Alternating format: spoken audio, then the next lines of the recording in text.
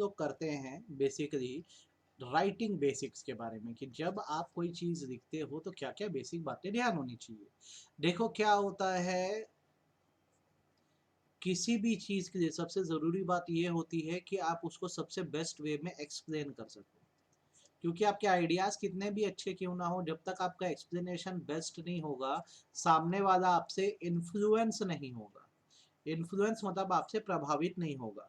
बोलते हैं ना, तलवार से ज़्यादा ताकत किस में होती है? कलम में होती है ना? तो क्या होता है, हमें ये बात पता होनी चाहिए कि हम जब अपनी कलम का इस्तेमाल करें तो लोगों को एक बार में क्या करें, इम्प्रेस करें, लोग हमसे इन्फ्लुएंस हो। तो आपको सबसे पहली बात ये पता होनी चाहिए, जैसे कोई भी भाषा है तो उसके 4 बेसिक कंपोनेंट होते हैं।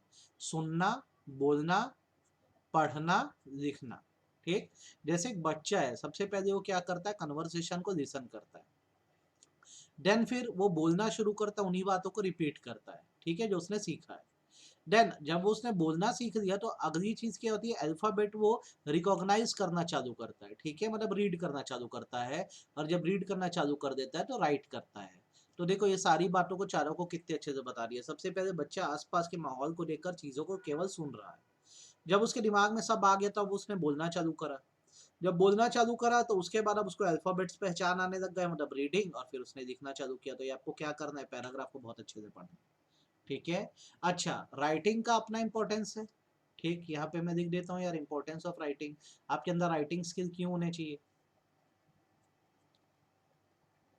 सबसे पहली बात, ये सबसे इंपॉर्टेंट मीडियम ऑफ कम्युनिकेशन है। ओरल बातों पे जल्दी विश्वास होता नहीं, लेकिन अगर आपने आइडिया को, ओपिनियन को रिटर्न फॉर्म में अगर बताया है तो बहुत बेहतर है। देन इससे क्या होता है? कंटेंट डेवलपमेंट होता है। कंटेंट डेवलपमेंट का मतलब बेसिकली होता है आप किसी तरह का टेक्स्ट बना सकते हो। जैसे किसी के दिमाग का कोई आइडिया होगा तभी तो इतनी बड़ी बुक अर्थशास्त्र बनी कि नहीं बनी। देन रिटर्न फॉर्म में ही सारे रिकॉर्ड्स मेंटेन किए जाते हैं।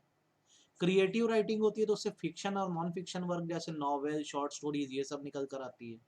ठीक, कई लोगों का लाइवलीहुड का सोर्स है, चाहे आप इसमें लॉयर्स को ले लो जो कोर्ट में बैठते हैं, आपके एफिडेविट एफिडेविट टाइप करके देते हैं, चाहे आप बुक राइटर्स को ले लो, सबका जीवन राइटिंग से ही तो चल रहा है कहीं कहीं, है ना। देन आप जब किसी चीज़ को लिखते हो तो आपके थॉट्स क्लियर होते हैं। ठीक, आप फ्यूचर के लिए इंफॉर्मेशन को सेव कर सकते हो। आप परमानेंटली जो है इंफॉर्मेशन मेंटेन कर सकते हो। ऑफिशियल कम्युनिकेशन के लिए सबसे बेस्ट यूज रिटर्न कम्युनिकेशन ही होता है, ये बात आपको ध्यान रखना है। और ज़्यादा से ज़्यादा कंपनियां ऐसे लोगों को ढूंढ रही है जिनमें गुड कम्युनिकेशन स्किल। ये हमारी बातों का इंपॉर्टेंस क्या है राइटिंग का। अब बारी आती है कि लिखा कैसे जाए। तो अगर आपको कभी भी राइटिंग करनी है तो सबसे पहले टॉपिक सिलेक्ट कर लो, ठीक है। जब तक टॉपिक या थीम नहीं पता होगी लिखोगे कैसे? जैसे मेरा टॉपिक है horror story, this is my topic. अब सेकेंड थिंग होगी ब्रेन स्टॉर्मिंग। ब्रेन स्टॉर्मिंग मतलब एक बार मैंने टॉपिक सिलेक्ट कर दिया तो मेरे दिमाग में क्या होगा, बहुत सारे जो है डरावने आइडियाज आना चालू हो जाएंगे, ब्रेन स्टॉर्मिंग होती है। अब सारे आइडियाज को मैं क्या करूंगा, फिल्टर करूंगा और अपने कंटेंट को क्या करूंगा, बराबर ऑर्गेनाइज कर दूंगा। तो ऑर्गेनाइज कैसे कर सकता हूँ? आइदर मैं इसको रे डायग्राम फॉर्म में कर सकता हूँ कि मेरा एक आइडिया है हॉरर स्टोरी, अब उसको लेकर मेरे दिमाग में देखो क्या क्या बातें चल रही है। या तो मैं क्या कर सकता हूँ, 1 2 3 4 फॉर्म करके सीक्वेंस बना सकता हूँ। या मैं कंपैरिजन कर सकता हूँ मैं क्या डालूँ, डूज क्या ना डालूँ। या तो मैं इसको प्रॉब्लम एंड सॉल्यूशन फॉर्म में सोच सकता हूँ कि क्या स्टोरी है और स्टोरी का एंड क्या होना चाहिए। या तो मैं कॉज ऑफ इफेक्ट में सोच सकता हूँ अपने सेशन के बारे में कि मैं क्या करूँ, रीजंस क्या बताऊँ अपनी स्टोरी के। देन मैं स्टोरी लिखूंगा, ठीक है। लिखने के बाद मैं अपने टेक्स्ट को बार बार चेक करूंगा, रिवाइज करूंगा। एडिटिंग होगी, उसकी ग्रामेटिकल एरर सुधारे जाएंगे, प्रूफ रीडिंग होगी ताकि एक बार में जब ऑडियंस पढ़े तो ऑडियंस को दिक्कत ना आए, फिर पब्लिश हो जाएगा। आई होप आपको ये समझ आ गया और इसमें आपको दिक्कत नहीं, स्टेप्स ऑफ राइटिंग में आप अच्छे से करोगे इसको, है ना। देन बारी आती है राइटिंग के स्टाइल्स कैसे कैसे होते हैं, ठीक है। तो राइटिंग के स्टाइल्स अलग होते हैं, जैसे एक होता है एक्सपोजिटरी, ठीक है। एक्सपोजिटरी स्टाइल बेसिकली उस रीडिंग स्टाइल को बोलते हैं जहां आप किसी चीज को एक्सप्लेन करना चाहते हो, और दूसरी लैंग्वेज बोलो तो एक्सपोज करना चाहते हो। कहने का मतलब ये है, जब आप किसी चीज़ का एक नरेशन सेट करते हो, नरेशन सेट करने का मतलब बेसिकली होता है आप किसी चीज़ के बारे में अपना ओपिनियन देते हो, अपनी राय रखते हो, ठीक है। तो बेसिकली ये माना जाता है, वो एक्सपोजिटरी किया जाता है। यहाँ पर आप क्या कर रहे हो, एक्सप्लेन करना चाह रहे हो। क्या एक्सप्लेन करना चाह रहे हो कि जानकारी आखिर है क्या। जैसे जितनी टेक्स्ट बुक्स हैं, रिसर्च पेपर्स हैं, न्यूज स्टोरी है, एनसाइक्लोपीडिया है, यहाँ पर आपको एक तरह का एक्सप्लेनेशन या जानकारी मिलती है। रेसिपी बुक्स है, ठीक है, एसेज है, रिपोर्ट है, ये सब जो है इंस्ट्रक्शन मैनुअल से, ये एक्सपोजिटरी है, इसमें किसी ना किसी तरह के डिटेल दिए जा रहे हैं। जैसे ताजमहल, अब ताजमहल के बारे में भाई मैं अपनी थोड़ी ना भावनाएं बताऊंगा, ताजमहल में यहाँ पे धोखे से ये बोल दिया था अपने इमोशन बताते हैं, मेरी गलती है। यहाँ पर आप अपने ओपिनियंस नहीं रख सकते, जो है सच वो बताना पड़ेगा। तो जैसे ताजमहल है तो ताजमहल का पूरा आप निबंध लिख दो, मेमोरी है मेमोरी के ऊपर निबंध लिख दो। तो जो आप निबंध लिखते हो वो सब एक्सपोजिटरी होते हैं।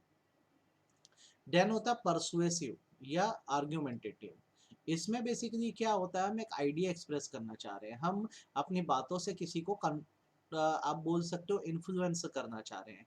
हम चाहते हैं कि लोग हमारी बात को सुने। जैसे हम पेपर में एडिटोरियल देते हैं, एडिटोरियल मतलब एक ऐसा कॉलम होता है जिसमें आप अपनी राय रखते हो, आप कोई स्पीच देते हो, कोई बिजनेस आइडिया बता रहे हो, किसी तरह की कंप्लेंट है, कोई क्रिटिकल एनालिसिस कर रहे हो, कोई फिल्म रिव्यू कर रहे हो, तो आप इसमें अपनी राय दे रहे हो। आपकी राय से लोग इन्फ्लुएंस होते हैं, इसे परसुएसिव बोला जाता है। ठीक है, जैसे safety first in mobile use, अब इस पे मैं अपना पूरा एक लेक्चर आपको दे दूंगा कि मोबाइल यूज करते समय किन बातों का ध्यान रखें, राइट। देन बारी आती है डिस्क्रिप्टिव की। डिस्क्रिप्टिव मतलब होता है जब आप किसी एक पर्सन को या ऑब्जेक्ट को या प्लेस को पूरा डिस्क्राइब करते हो, समझाते हो। नॉर्मली एक्सपोजिटरी और डिस्क्रिप्टिव लगभग एक तरह के होते हैं, पर फर्क ये है कि डिस्क्रिप्टिव में डिटेल्स जो होते हैं वो कहीं ज्यादा दे दिए जाते हैं। तो जितनी पोएम्स होती है, डायरी होती है, लार्ज स्टोरी होती है, नॉवेल होती है, ट्रैवल ब्लॉग होते हैं, जैसे आप कहीं घूमे हो तो अपनी कथा लिखे हो कि कहाँ कहाँ कैसे कैसे घूमे, तो इसको डिस्क्रिप्टिव बोलते हैं। आप एक बार इसको पढ़ेंगे तो आपको ये समझ आएगा, दिक्कत नहीं जाएगी। देन बारी आती है नरेटिव की। ठीक, नरेटिव स्टाइल वो होता है जहाँ पे कैरेक्टर होते हैं, एक्शन होती है, डायलॉग होते हैं, प्लॉट होती है, सेटिंग होती है। अक्सर फिक्शनल जो होता है उसको नरेटिव बोलते हैं। तो जब आप किसी चीज का नरेशन करें, कई फिल्में आपने देखी होगी जिसमें नरेशन चलता रहता है। सबसे पहला तो कैरेक्टर्स के आसपास होना चाहिए इंटरेस्टिंग वे में। ठीक है, एक प्लॉट डेवलप करना चाहिए, सेटिंग इतनी वाइब्रेंट होनी चाहिए बेसिकली कि एक बार में कोई सुने तो उसको एकदम अच्छा लगने लग जाए, फील करने लग जाए। ठीक है, नेक्स्ट अपने पॉइंट्स को बहुत अच्छे से रखो, बीच बीच में अपने डायलॉग्स डालो। ठीक है, मेटाफर्स का यूज करो। ठीक, मीठी बातें डालो, खट्टी मीठी बातें डालो, इससे लोग इंप्रेस होंगे।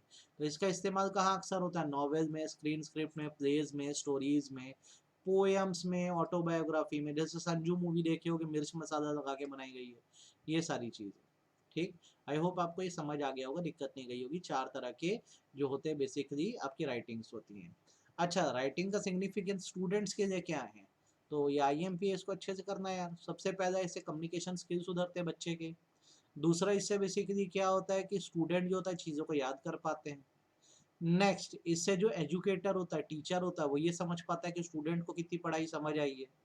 आप अपने आप को बेहतर एक्सप्रेस कर पाते हो, सेल्फ स्टैंडिंग के अंडरस्टैंडिंग के लिए अच्छा है। और इससे फ्यूचर का प्रोस्पेक्ट अच्छा होता है ना, आप जितना अच्छा लिखोगे आगे जाके CA बनोगे तो रिपोर्ट तो बनानी होगी ना। अच्छा, आप कुछ लिख रहे हो तो उसके एक बेहतर कैरेक्टरिस्टिक क्या हो सकते हैं, पर्पस क्लियर होना चाहिए, जो लिख रहे हो पता होना चाहिए। ये सारे पॉइंट तो जनरल आप खुद भी लिख सकते हो, क्लैरिटी होनी चाहिए आपके दिमाग में, आपको पता होना चाहिए आपके ऑडियंस कौन है, एक सही टोन का इस्तेमाल करो, किससे बात करो ज़रूर देखो, फॉर्मेट सही रखना, फॉर्मल है तो फॉर्मल, इनफॉर्मल है तो इनफॉर्मल। और अगर आप बिजनेस कम्युनिकेशन कर रहे हो तो पर्सनल ओपिनियंस ना रखो तो ज़्यादा बेटर है। यहाँ पे जाके आपका चैप्टर कंप्लीट हो गया, अब आप इसको पढ़ लो।